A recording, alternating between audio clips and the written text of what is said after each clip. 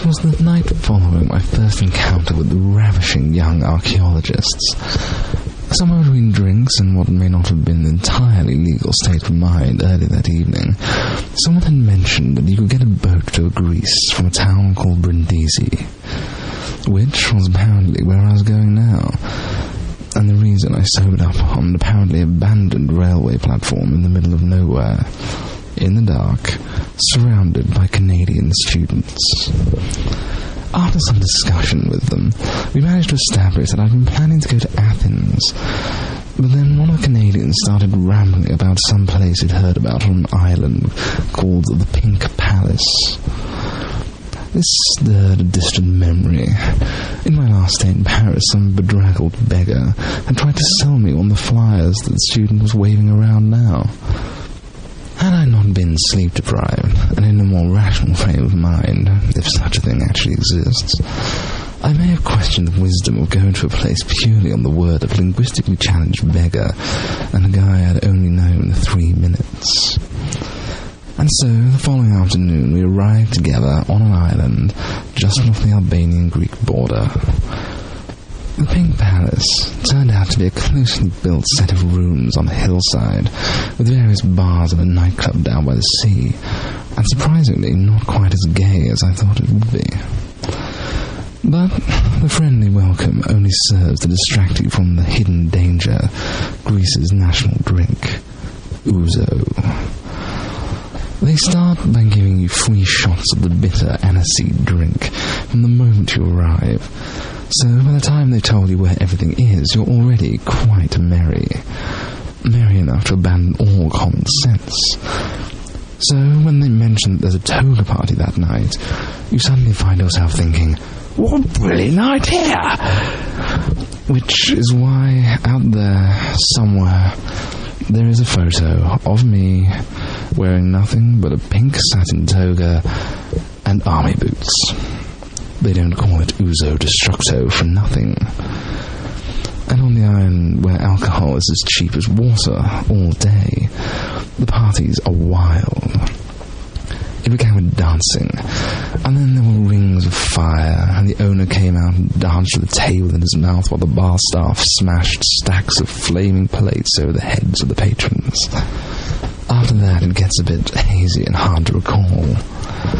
But in short order, I awoke the following morning with a group of others on the beach, naked but for my boots. If the various assorted numbers and messages I found scratched on my back were anything to go by, it had been a very good night. Later that day, I decided to take a canoe out around the coast of the island to see if I could find any of the caves I'd heard about on my arrival. And sure enough, after an hour or so, I found a narrow entrance that I could just about squeeze the canoe through, as long as the tide was high. And the dark, mysterious cave like that just demands attention. After some meters, the narrow passage opened up into a large, vile-smelling subterranean cavern, the movement of my paddle causing phosphorescent algae to glow. A dim light, but enough to vaguely illuminate parts of the cavern, revealing hints of writhing, leathery-winged creatures with flashing, gleaming red eyes gazing down at me. It took a moment to work out that they were, and a second later my torchlight confirmed it. Bats. Hundreds of thousands of bats. Now, I don't have anything against bats. In fact, I'm rather fond of them, with good reason. But I was trespassing on their territory, and they did outnumber me near 500,000 to 1.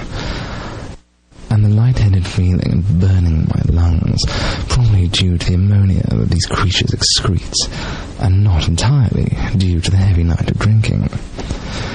It was as I made this realization that the batteries in my torch chose that moment to die. Damn. So the US government is actually considering making it law that when a minor commits a crime and says they did it because of a computer game, it's the makers and sellers of that game that are held responsible. This is, of course, utterly ridiculous. Unless, of course, people are just mindless drones programmed by the media. No, apparently just computer game media. The rest is fine, apparently. So we have no free will, do we? I mean, what the fuck ever happened to taking responsibility for one's own actions?